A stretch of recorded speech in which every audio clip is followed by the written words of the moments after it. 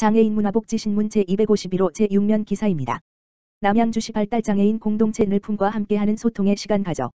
남양주시 시장 조광한은 6일 시장 집무실에서 발달장애인과 함께하는 늘품 공동체와 소통하는 시간을 가졌다.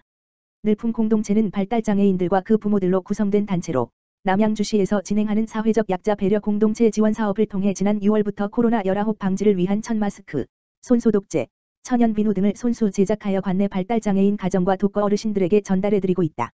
이날 행사에는 늘품 공동체의 발달장애인들과 부모 등 관계자들이 참여해 천마스크, 손소독제, 모기 뒤치제 등 발달장애인들이 직접 만든 물품들을 조광한 시장에게 전달하고 장애인 공동체에 대한 의견을 나누었다.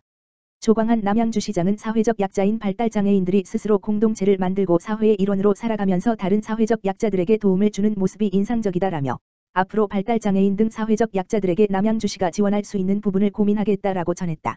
한편 남양주시 사회적 약자 배려 공동체 지원 사업은 발달장애인 등 사회적 약자가 스스로 공동체를 구성하여 삶의 활력을 느끼며 자긍심을 갖고 건강한 공동체 구성원으로 활동할 수 있도록 지원하는 사업이다.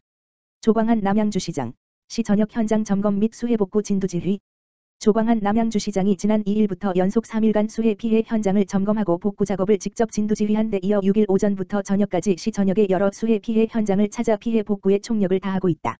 조 시장은 6일 새벽부터 관내에 많은 비가 내림에 따라 안전기획관, 종합민원 담당관 등 10여 명의 관계 공무원과 함께 화도읍 마서구리 199의 8번지 1원 전원주택개발지 옹벽 붕괴 현장과 홍수경보가 내려진 왕숙천 진관교, 왕숙천 범람에 따른 상습 침수 지역인 퇴계원 신하촌 마을 및 와부읍 삼패공원 및 둔치 주차장, 팔당댐 방류 현장, 조안면 무리정원, 화도읍 구암리 캠프촌을 방문했다. 먼저 집중호우로 옹벽이 일부 붕괴되고 전신주 일동이 전복된 화도읍 마서구리 199의 8번지 일대 현장을 방문한 조 시장은 마서구리 옹벽 붕괴 사고 역시 가곡리 산사태 사고처럼 가파른 경사를 개발하여 발생한 사고이다. 2019년에 경사도 18도 이상은 개발할 수 없도록 조례를 개정한 것은 매우 합당한 조치였고 자연환경 보존과 재해 예방을 위해 앞으로도 산비탈의 무리한 개발은 반드시 막아야 한다고 강조했다. 이어 조 시장은 홍수 경보가 내려진 왕숙천 진관교와 퇴계원 신하촌 마을을 방문해 왕숙천 수위와 하천 시설물을 점검하였고 팔당댐 방류량의 증가로 일부가 물에 잠긴 삼패 한강공원으로 이동해 침수로 인해 떠내려온 쓰레기를 신속하게 제거할 것을 지시했다. 이후 팔당 수력발전소로 이동해 박승철 소장으로부터 집중호우에 대비한 댐 운영 현황을 확인했으며 박승철 소장은 현재 팔당댐은 수문 전체 15개 중 12개를 개방해 초당 1만 6천 톤을 방류하고 있다고 밝혔다.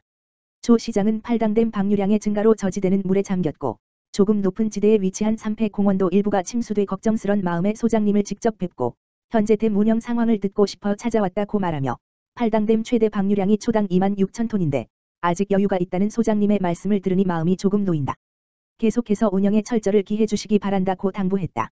이어서 조안면 물의 정원으로 이동해 침수 상황을 살피고 침수지 출입 통제를 실시하라고 지시하고 마지막으로 점검에 나선 화도읍 구암리 캠프촌에서는 하천이 범람해 위급했던 상황에 많이 놀란 주민들을 위로하고 격려했으며 더 이상의 피해가 없도록 관계 공무원들이 최선을 다해 줄 것을 주문했다. 한편 지난 31일부터 6일 오전까지 남양주시의 평균 누적 강우량은 327mm로 특히 3일에는 115mm의 강한 폭우가 쏟아져 주택과 도로, 농경지 일부가 침수되고 토사가 유출되는 등 사유시설 50여 건, 공공시설 20여 개소의 피해가 접수됐으며 시는 피해 현황을 조사하고 신속하게 응급복구를 펼치고 있다. 남양주시 복지재단 설립 발기인 총회 개최. 남양주시 시장 조광한은 5일 정약용 도서관 3층 컨퍼런스룸에서 재단법인 남양주시 복지재단 설립을 위한 발기인 총회를 개최했다.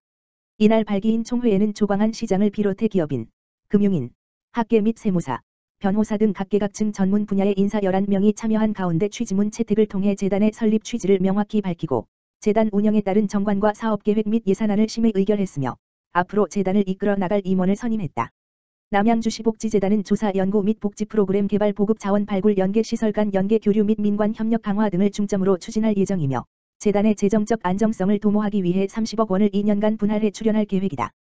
또한 복지재단 사무국은 1실 2팀 11명으로 구성해 행정지원과 재단의 사업을 수행할 예정이며 복지재단 이사회는 이사장을 포함하여 이사 8명과 감사 2명으로 구성된다. 이날 남양주시 복지재단 발기인 총회에 참석한 조광한 남양주시장은 복지재단은 우리시가 지난해 5월 정약용 선생의 애민정신을 계승하여 선포한 정약용 케어가 담고 있는 청소년과 어르신을 비롯한 사회적 약자를 배려하고 공정하며 체계적인 복지 서비스를 제공하는 데 최선을 다해달라고 주문했다.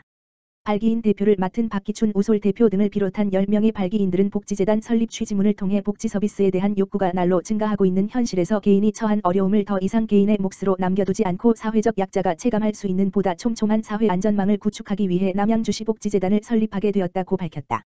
한편 남양주시는 경기도에 재단 설립 허가를 신청하여 승인을 받는 대로 법인 등기, 직원 채용, 사무실 정비 등을 거쳐 오는 9월 중 출범식을 가질 예정이다.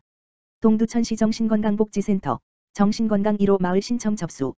동두천시와 신한대학교가 협력하여 운영하는 동두천시 정신건강복지센터는 지난 10일부터 관내 행정복지센터 8곳과 협력하여 정신건강 1호 마을 선정을 위한 신청 접수를 실시하고 있다. 동두천시 정신건강복지센터에서는 2019년부터 독거노인 비율이 높은 불현동, 소요동, 상패동 중시 외곽지역이라 접근성이 떨어지는 곳을 중심으로 마을순회 캠페인을 실시하였다. 마을순회 캠페인을 통해 정신건강 선별 검사를 실시하고 고위험 발굴 및 치료 연계, 다과 나누기, 아로마 힐링 프로그램 등을 진행하였다. 올해는 기존의 일회성 캠페인을 좀 더 접근성을 높인 지역 밀착형 자살 예방 사업으로 확대하여 추진하기 위해 사랑 가득 우리 마을 정신건강 1호 마을을 선정한다. 이번에 정신건강 마을로 선정되면 사랑 가득 우리 마을 정신건강 1호 마을로 지정하는 선포식과 협약식 및 현판 수여식이 진행된다. 또한 통장에게는 감사장 수여와 함께 동두천시 정신건강복지센터의 생명사랑 서포터즈로 위촉되어 생명사랑 우수 서포터즈로 활약할 수 있는 기회를 제공하고 정신건강마을 주민에게는 정신건강마을 기념품 증정과 정신건강선별검사 및 상담 서비스를 제공한다. 정신건강마을의 통장을 비롯한 이웃 주민이 생명사랑 서포터즈가 되어 심리적인 어려움을 겪고 있는 이웃을 발굴하고 동두천시 정신건강복지센터의 상담과 치료를 받을 수 있도록 의뢰하는 연계체계를 구축한다. 새롭게 발굴된 우울 및 자살 고위험군에게는 정신건강의학과 전문의 무료 상담 연계 및 치료비 지원 등의 다양한 서비스가 제공된다.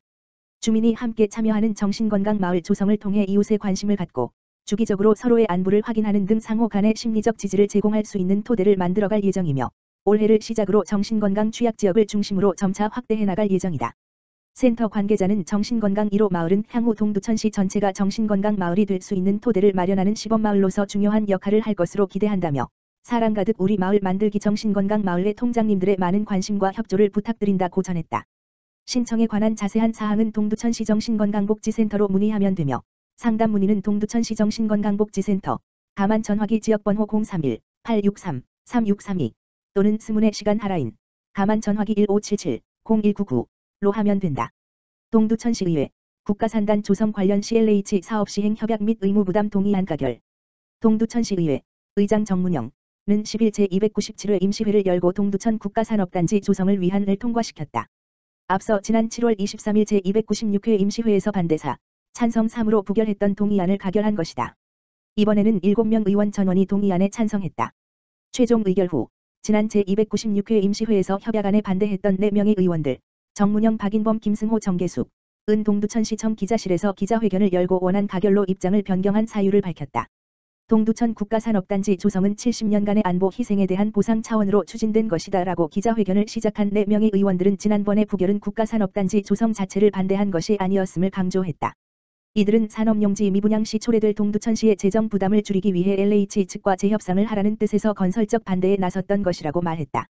덧붙여 이들 의원들은 협약안의 쟁점 사항인 산업용지 예상 조성 원가를 평당 130만 원으로 협약안에 명시할지 여부 준공 3년 후 미분양용지를 100% 동두천시가 매입한다는 의무 조항의 타당성 여부를 문제 삼았던 것은 설사 재협상이 이루어지지 않더라도 국가를 상대로 시민의 목소리를 강하게 전달하여 국비 지원을 늘리는 방향으로 조정하기 위한 노력이었다고 밝혔다.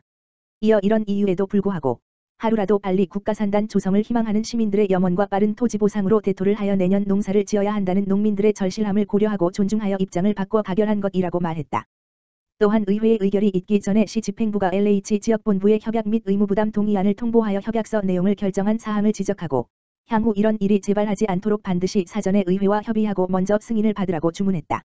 또한 국토부 LH와 지속적으로 협의하여 산단 분양가 인하를 위해 국비가 더 투입될 수 있도록 노력할 것과 상패동 국가산단 토지 보상에 있어서도 지역 주민들이 충분히 보상받을 수 있게 할 것을 당부했다.